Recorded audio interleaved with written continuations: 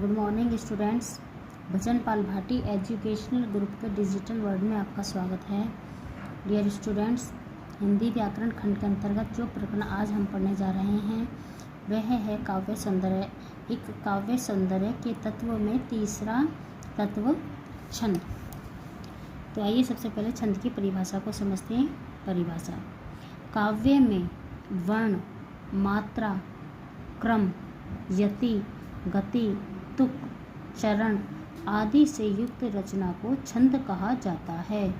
अब हम छंद के तत्व के विषय में जानेंगे। छंद के तत्व कौन कौन से होते हैं, आइए देखते हैं। यहाँ छंद के कुछ तत्व हैं, उनको देखते हैं। नंबर 1 है वर्ण। उच्चारण करने पर जो ध्वनि मुख से निकलती है उसको वर्ण कहते हैं। अब ये जो वर्ण होते हैं ये दो प्रकार के होते हैं, ह्रस्व और दीर्घ। ह्रस्व को लघु और दीर्घ को गुरु कहा जाता है। अब जो यहाँ पर छंद के अंतर्गत जितने भी ह्रस्व या लघु वर्ण होते हैं उनको एक मात्रिक माना जाता है। उनके लिए हम एक मात्रा इस चिन्ह के द्वारा प्रदर्शित करते हैं। इनको लघु वर्ण की या एक मात्रा कहा जाता है। दीर्घ या गुरु के लिए हम इस चिन्ह का प्रयोग करते हैं, इसको गुरु का चिन्ह कहा जाता है। हम ह्रस्व और दीर्घ मात्राओं के विषय में आगे पढ़ेंगे। अभी हम इसका दूसरा तत्व मात्रा देखते हैं। मात्रा: वर्ण के उच्चारण में व्यतीत होने वाला समय मात्रा कहलाता है। गति: गति का अर्थ होता है प्रवाह या लय। यति: विराम या रुकना।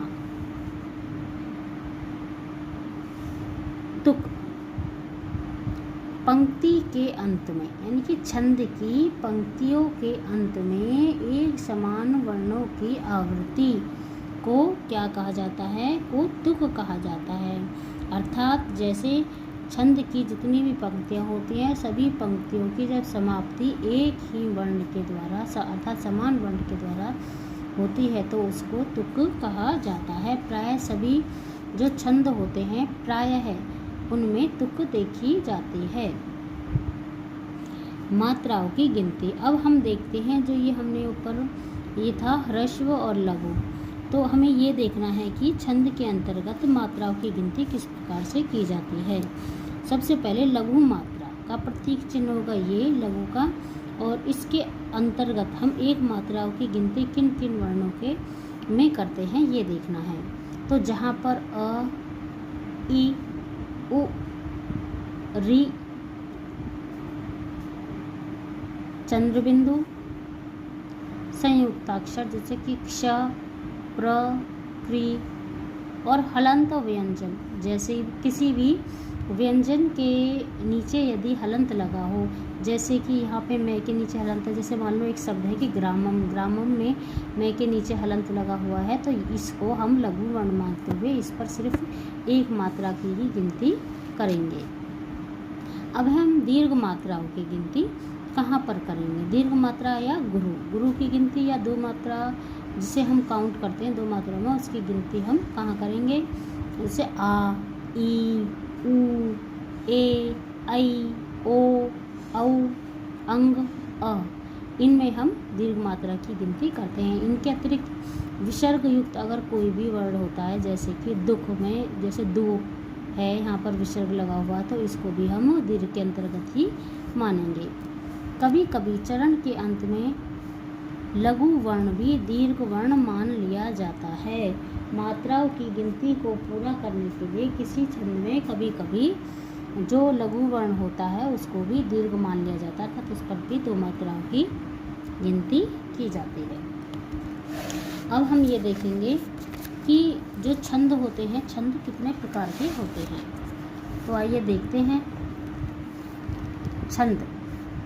छंद दो प्रकार के होते हैं, मात्रिक छंद और वार्णिक छंद। अब देखिए मात्रिक छंद के अंदर क्या होता है? मात्रा के आधार पर इसमें गिनती की जाती है।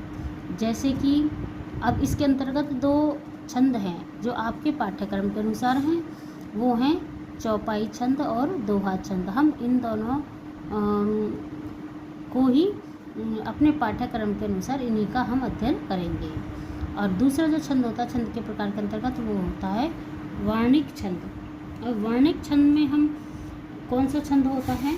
वर्णिक छंद होता है वह छंद जिसमें कि वर्ण के आधार